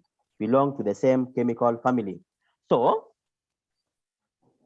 when we deal with physical properties, they show some changes. For physical properties, they therefore show some changes. That is why in our topic, we say that chemical families, patterns in properties, or trends in their properties. So what does that mean? It means that even if they belong to the same chemical family, they show differences. They show some differences or change in differences based on their physical properties. So what changes is physical properties, but chemical properties are the same.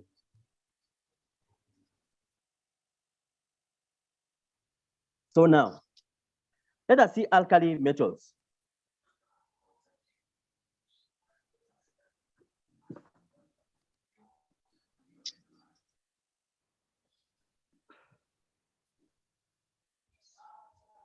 Now,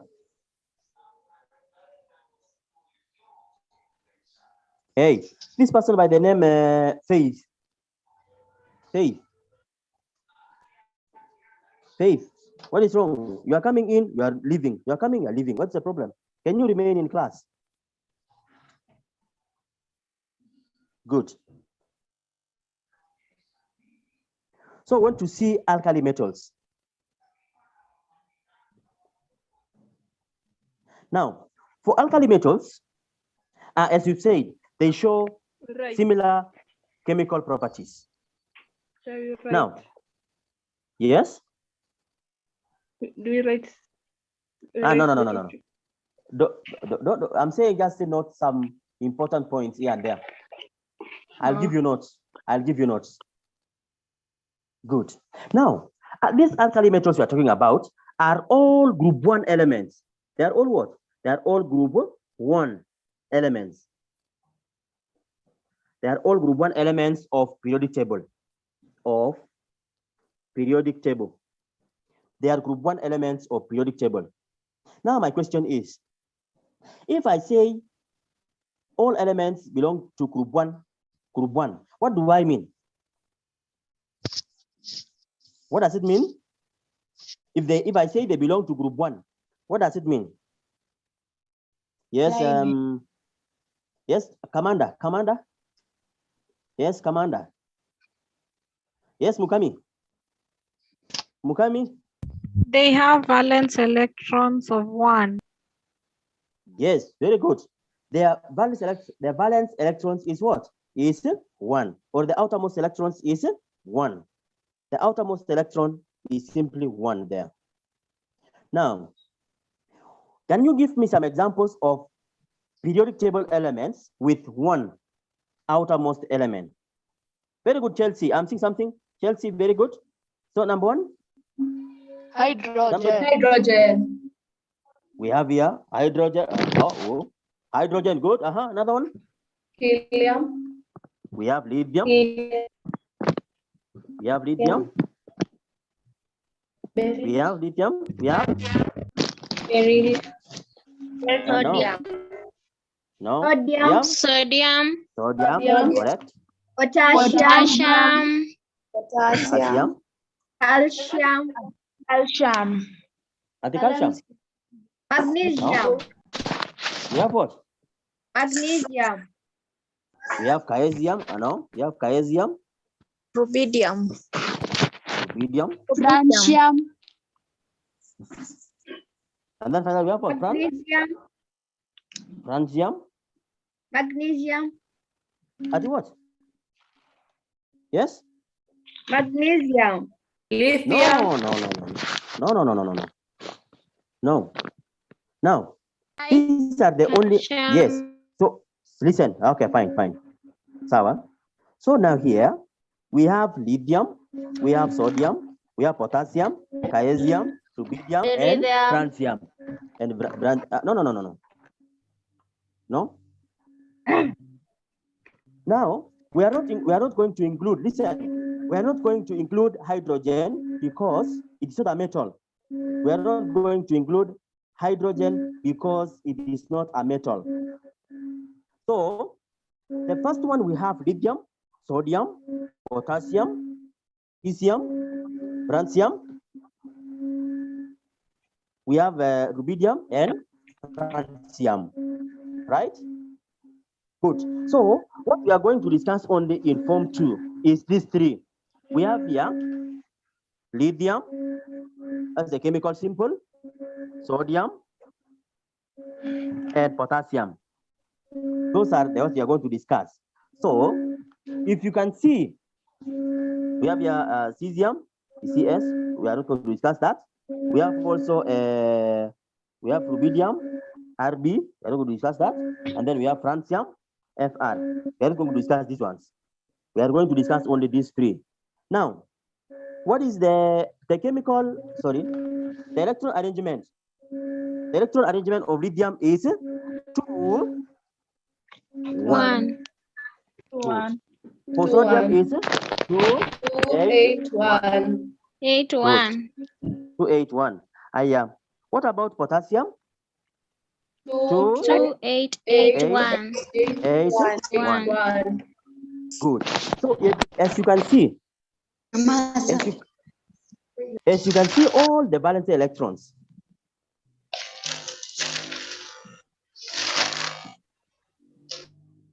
As you can see, all the valence electrons is 1, 1, 1.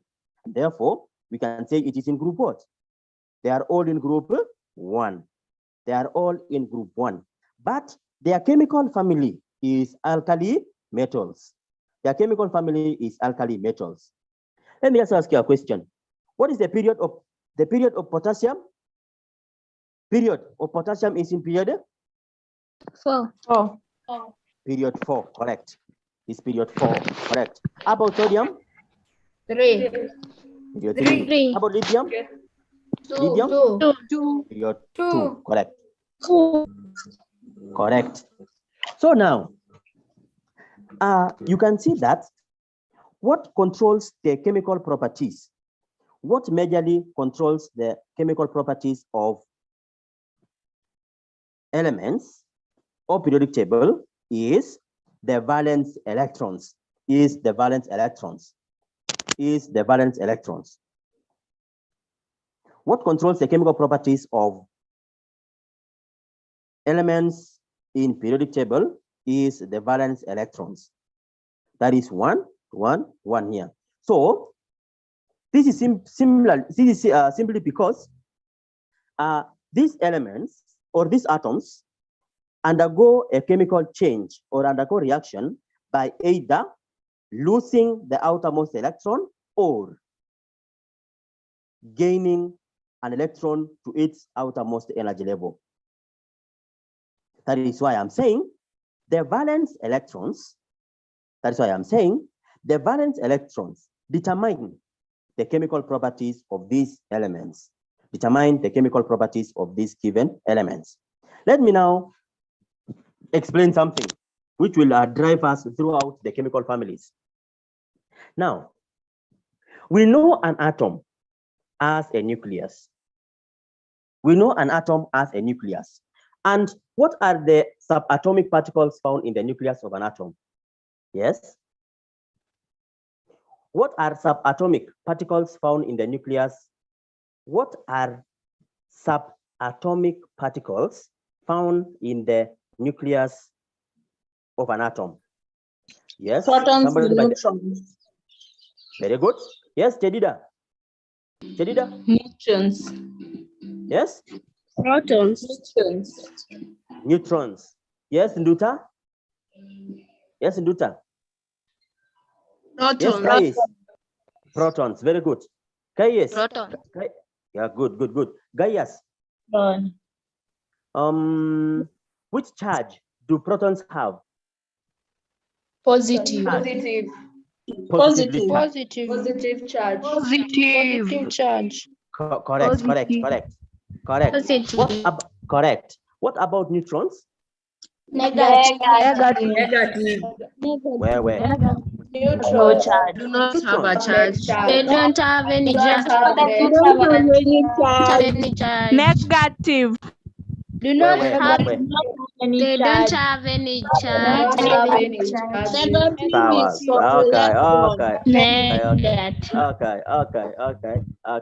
Okay. They don't have a charge. Good. Now, we have other subatomic particles found in the energy levels. What do we call those atoms? Those subatomic particles? which are found in the energy levels. Yes, guys. Electrons. We call them good. We call them electrons. Good, good, good, good. We call them electrons. Now,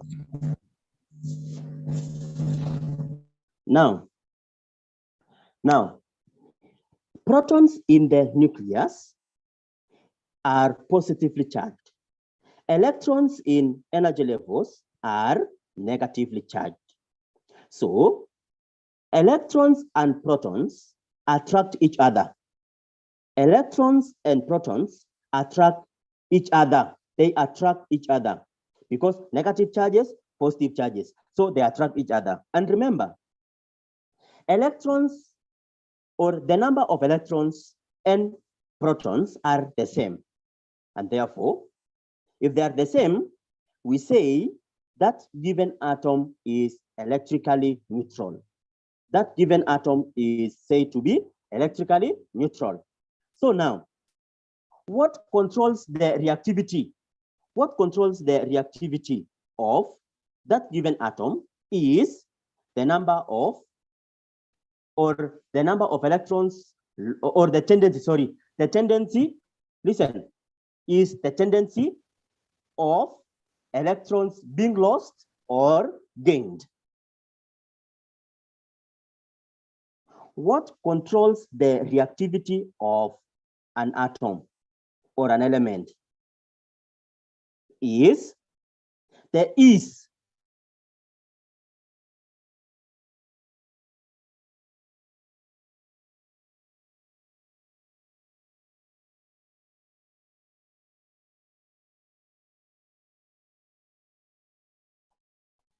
or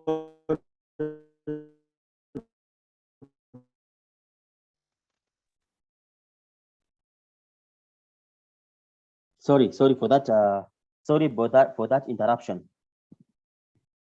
Very sorry. So I'm saying that the reactivity of any given element. Listen, get that clear, my friends. Are you in class? Am I clear? Hello? Yes. Hello, hello? Yes. Good. Yes. Yes. Hello. Yes. Good. That's a very much important information I'm passing. Important information I'm passing. The reactivity. Remember, my friends, we are dealing with chemical families. And when we are dealing with chemical families, we are going to see the patterns in those chemical families. We are going to see the patterns in physical properties, the patterns in chemical properties. So for you to understand, as we are going to continue, for you to understand, you must know that we have protons in the nucleus of a given atom. We have electrons in the energy levels. The protons in the nucleus attract electrons in the energy levels. And therefore, the ability or reactivity of that given element depends on the tendency of it losing a valence electron or gaining an electron to its outermost energy level. So now, the strength is achieved only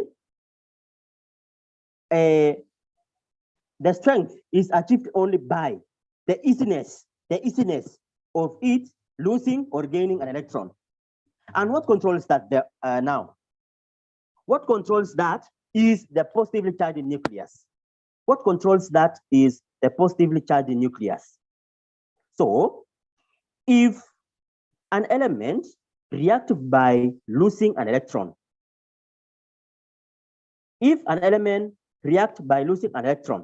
for example, metals,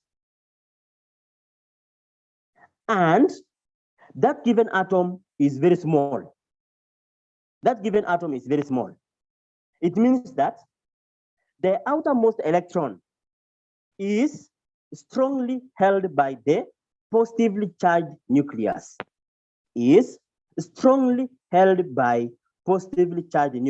and therefore it cannot easily lose the electron.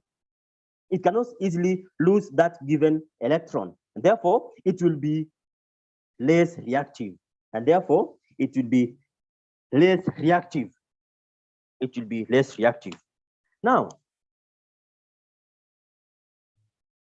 if an element reacts by gaining an electron, if an element reacts by gaining an electron, and that given element is small in size, and that given element is small in size, it means that the ability of it to gain an electron is very easy. The ability of it to gain an electron is very easy. And therefore, if it is very easy to gain an electron, it means that that element is reactive. That element is reactive. Now, I was just giving you an overview of what we are going to learn, but I know most of us have not understood, but you will get it with the time. Now, let us see the physical properties.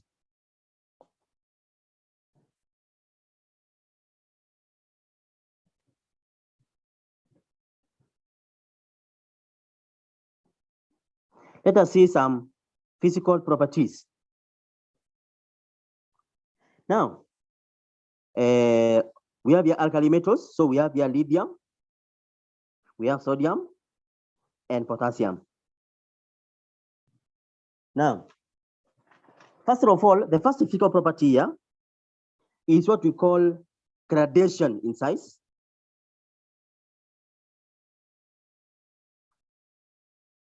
In size of the atom and ion. Now, when we say here, are we still together? Hello? Yes. Yes. We're still together? Yes, teacher. Yes. Good, my Yeah. good girls. Haya. Unajua labda nitakuwa naongea peke yangu na kuna watu kwa class, watu wameenda wote. Now. Hello. Oh, wewe, acha hiyo mambo yako. Tuko.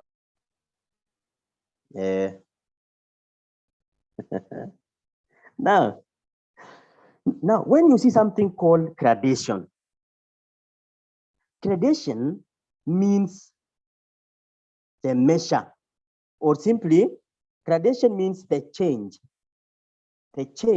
in size of the atom and ion. Now, we have something very much simple. Remember, here we are dealing with comparison, the atomic size of lithium, sodium, and potassium. Now, this is lithium. This is lithium.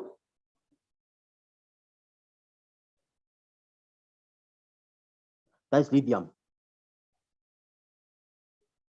No, we are not writing. Karaoke, I'm giving you notes. I'll give you notes. That is lithium. Yeah. This potassium, just hold on. I'm going to show you.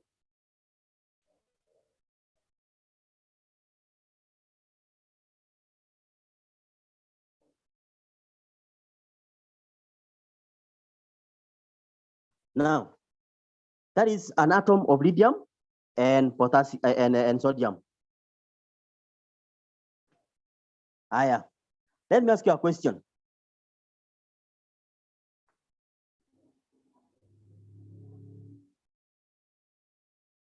Now, between lithium and sodium, which one is bigger?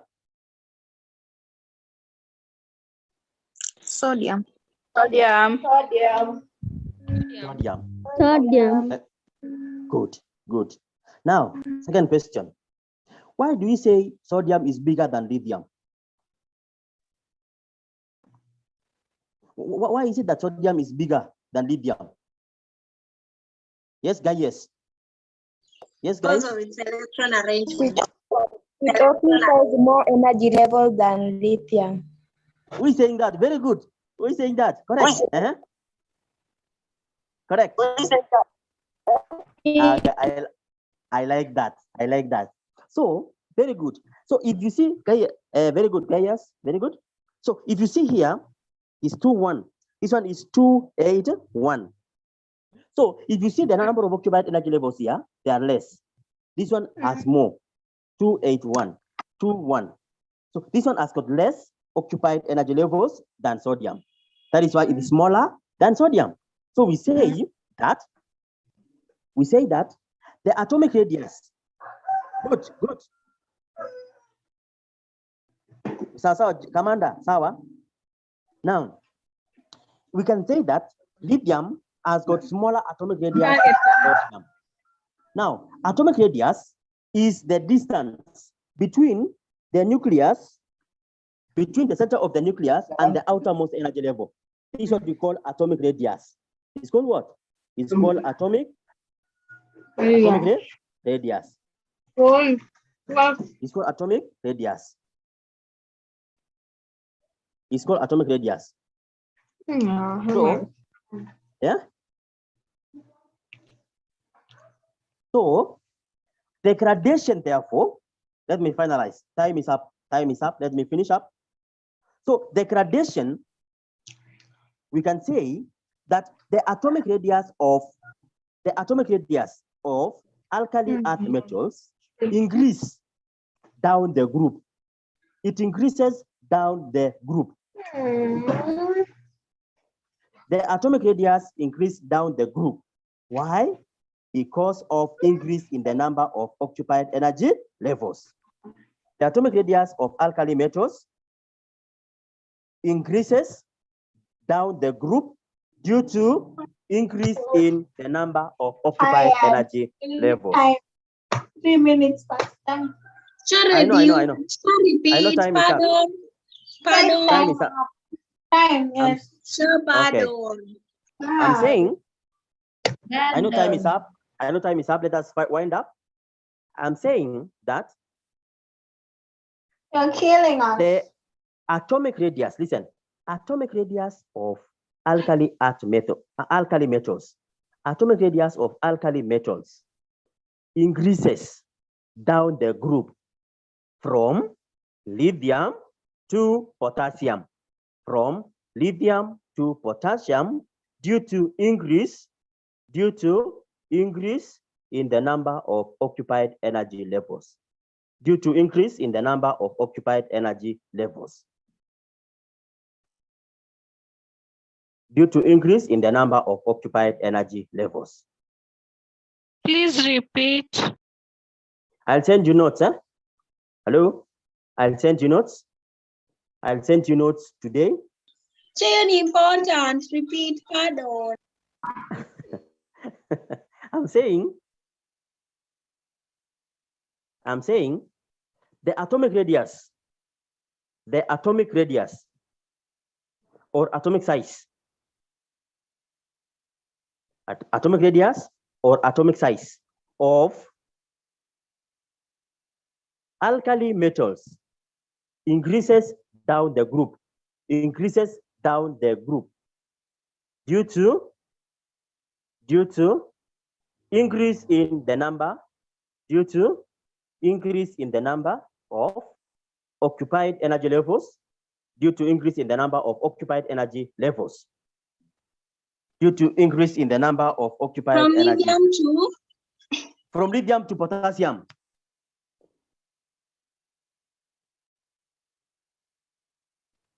Due to increase in the number of occupied energy levels. Thank you. Good. So my friends, let us stop there for today. But I want you guys to practice on balancing of chemical equations. Just a practice of balancing of chemical equations. And then we meet on Monday. Let's meet on Monday. Shall give us your number. Give us your number. Don't forget to give us the notes. The school portal. Okay. WhatsApp number? Yes. 07 0714 880 Yes. 104. Thank you. Pardon, Sure. Pardon. Excuse me, Chair. It is there, yes? Can you send the notes at the school portal? Yes. Yeah, I'll do that. I'll do that. No, Group. and the group. And the group. Say the group. And the group. Group iko wapi? Group iko wapi? For chemistry. Teacher. Mutani add, eh? I shall make a group of chemistry. Sawa, sawa. Make sure you add me there. Add me there. Okay? Yes. Yes. Okay. Okay. Can I see that number again? Enjoy your weekend. Eh? Bye. Yes? Can I see Yes. that number again? Bye. Enjoy yourself. Give me a lunch. Bye. Bye. Nice luck. Nice lunch. Sawa, bye bye. Bye. Sawa. Bye. Okay. Nice lunch. Sawa. Sawa. Thank you. Tusome. Enjoy your time. Saa ngapi? Natasha. Enjo. Sawa.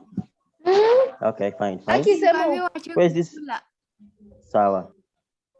Bye. ni amekwambia?